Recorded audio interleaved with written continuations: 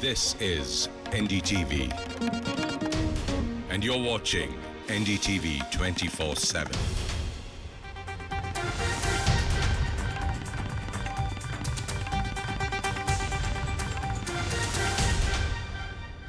Hello and welcome to this brand new episode of a brand new year, 2019. Firstly, NDTV and Out of England teams wish you a very, very happy, healthy, peaceful, joyful, happy new year.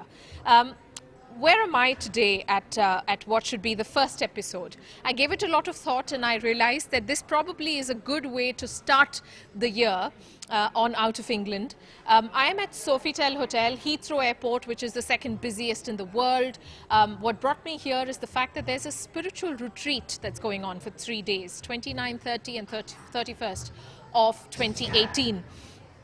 So a lot of people, many of them young people, are actually welcoming the new year, 2019, in a very different, very quiet party of sorts. And why do I call this a party? Because a lot of people I meet here are very, very happy. And that's exactly why I want to probe a little bit more about what this way of life is to a lot of people. I was at Piccadilly Circus not very long ago, and that's where there was a lot of buzz about the fact that Mahatma Gandhi, who we all know and celebrate here in the UK and across the world, has a spiritual guru. A lot of people perhaps don't even know this. Would you want to just give a quick intro to the fact that Mahatma Gandhi had a guru, and who is that?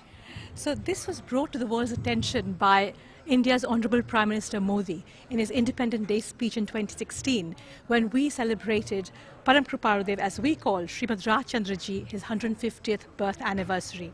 And that's when he declared to the whole world that Mahatma Gandhi had a guru in his life, a spiritual guide. And we always equate Mahatma Gandhi with non-violence, but we've never questioned where did his understanding of non-violence come from. We are Jains, and for Jains, non-violence is our first and foremost tenet. And Mahatma Gandhi was introduced to Srimad Rajchandra ji when he was only 22 years of age. So he was very impressionable. And when he encountered Srimad Rajchandra ji, he understood and he saw, not only did he understand, but he actually saw a living example of what non-violence is. And when he understood this concept fully, he realized that this was a tool not just for self-development, for self-evolution and interpersonal relationship, but this tool can be used in a social and political context to free the entire nation. And whenever he had a spiritual crisis in his life, Mahatma Gandhi always turned to Srimad Rajchandra for advice, and he was always satisfied with the answers that Srimad Rajchandra ji gave. Brilliant. I like it that you call it a tool, because we're often looking for things that can aid in it towards happiness. Now let me first, before we get into the conversation itself, introduce the people who are with us. Come closer, please. Maulik ji, can you tell us how young you are? I'm 41. And at 41, he's dedicated his entire life to Srimad Rajchandra mission, which is about 25 years old. We are, of course, in the UK, but this is to give you an idea of how the mission is spread. Srimad Rajchandra, like she said, was the guru, the spiritual guru of Mahatma Gandhi.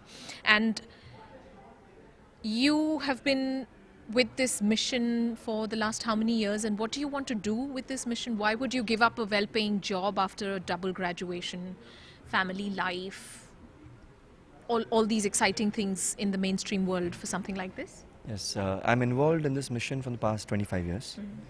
And what drew me to this was that, what I found was that what we are looking for in life by doing a job or by leisure activities is happiness, peace. And when you find a path that you are sure that this is the path which will give you that happiness, that peace, and long-lasting peace and long-lasting happiness, that time you decide that now this is the goal I want to do. So the mission is ideally one that wants to keep the legacy of Srimad Rajchandra, the guru of Mahatma Gandhi, alive. Is that correct? Absolutely. So, there have been many apostles of peace, many apostles of non-violence. And what's really amazing is looking a little deeper, trying to understand the stories of transformation, how that makes it happen, who makes Mahatma Gandhi and Mahatma. So that's where Srimad Rajchandra ji comes in. And his teachings are extremely relevant in this day and age. They've been relevant from his time, since before his time, and all the more so now. How can I not introduce you to the people who are here? That's what I tried doing. You had a brief introduction to Maulikji. You are a professional. Yes. Adit, what do you do? I work in a finance function of a textile business. Okay.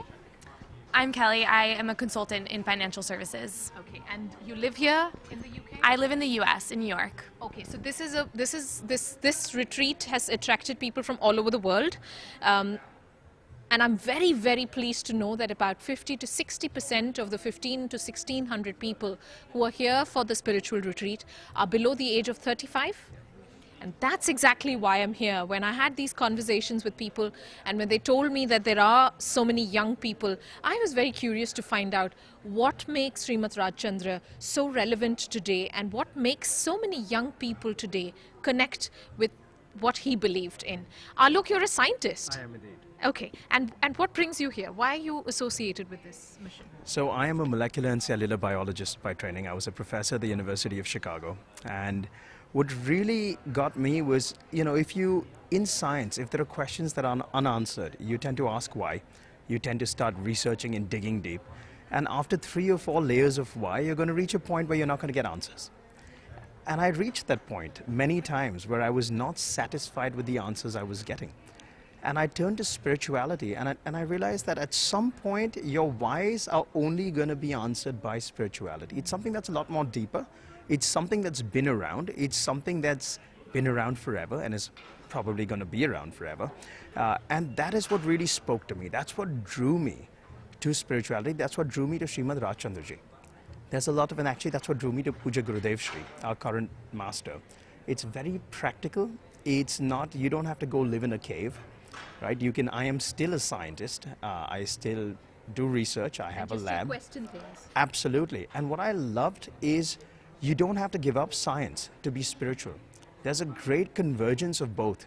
You can be a scientist and you can be a spiritual scientist. And in fact, you do the same exact thing. You form a hypothesis, you ask questions, and you come with conclusions.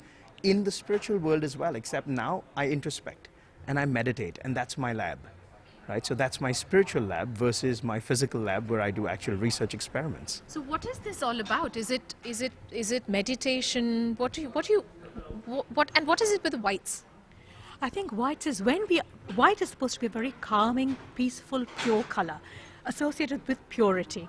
And when as a group we're all in white, there's more intense focus, there's less distraction, and then it keeps the environment also very calm and stable. So that helps us in our spiritual work. White is a very important color. Okay, brilliant. And I want to remind our viewers that we are talking here of spirituality, which is very different from religion. And a lot of people, I keep saying mainstream, but a lot of people mix up the two. A lot of people mix up science with having questions. And I'm curious, do you have questions in the teachings as well? And do you often go up to Maulikji and say, but why is this way? Absolutely. In fact, I pester Maulikji, but Puja Gurudev Shri, our living master, he tells us to challenge everything. If you've got questions, don't just suppress it. Write to him, meet with him, ask him the questions.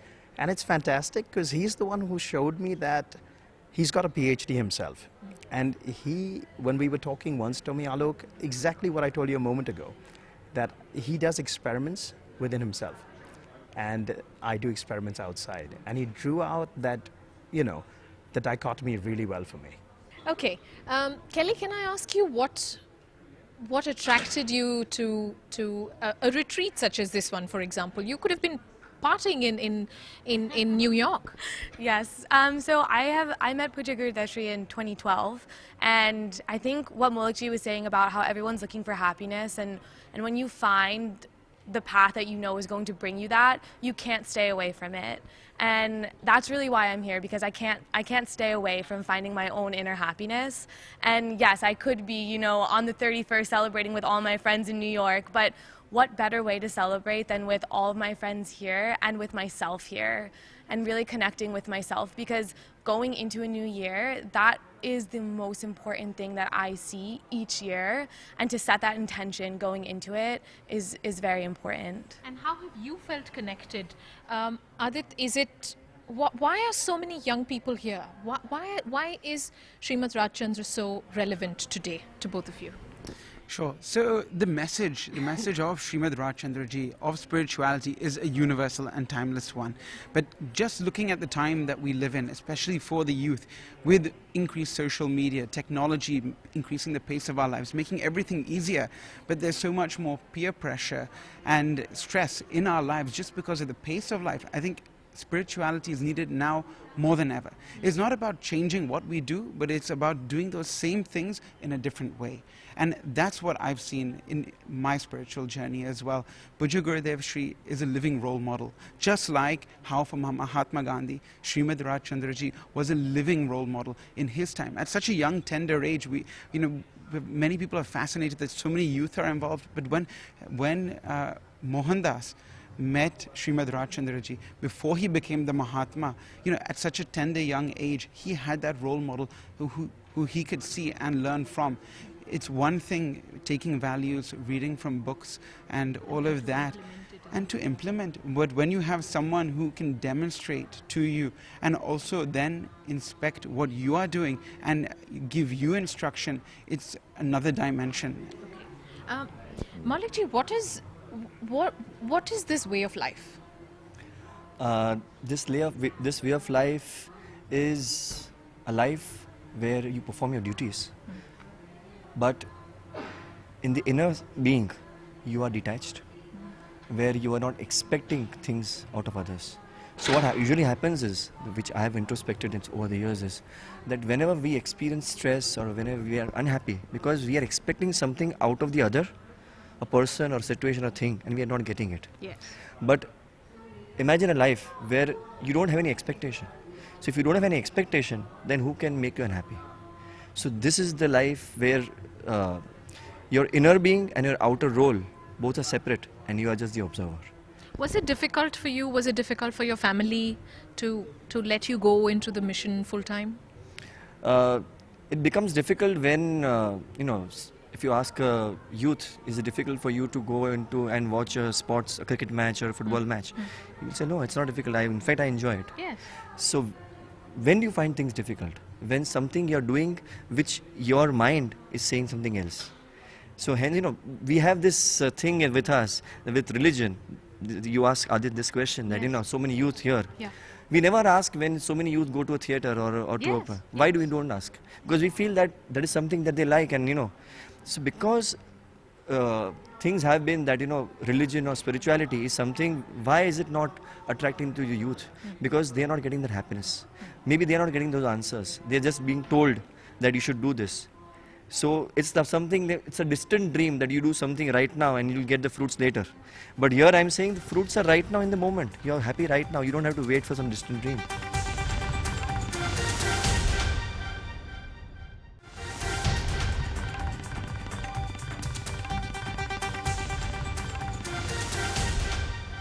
How many years? So he's been here for 25 years in the mission, which is literally growing up with the mission. What about you? How long have you been associated? 10 years. 10 years. 4 years for me. 4 years.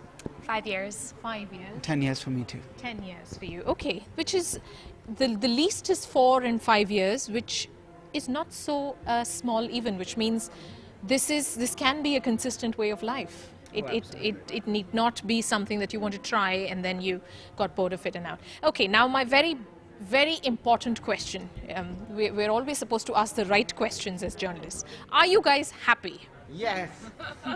Are you happy? Yes, very. Wow. Yes.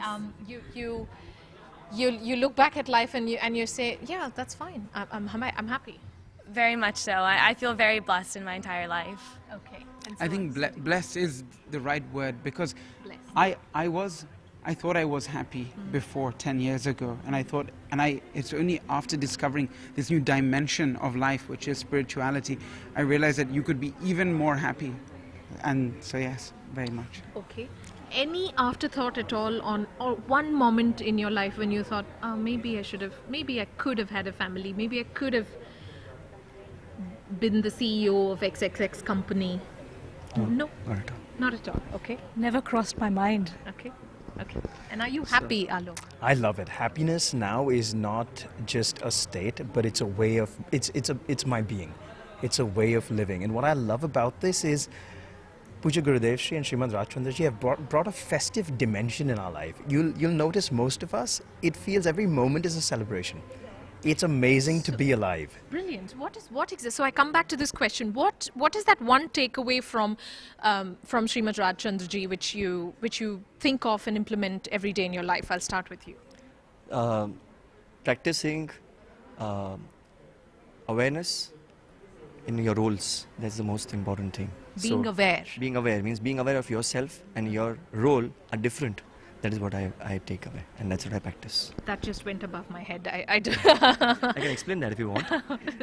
I'll come back. Yes. We'll end with your explanation. Yes. For me, what I loved about him is Srimad Rajchandra Ji was also a family man and also a businessman whilst practicing spirituality, and that's me. So it does, it means that it is all possible. It's not that to do X, to do spirituality, you need to necessarily You need to detach yourself completely. You need to do. That's not true. It's all possible. Okay. Okay.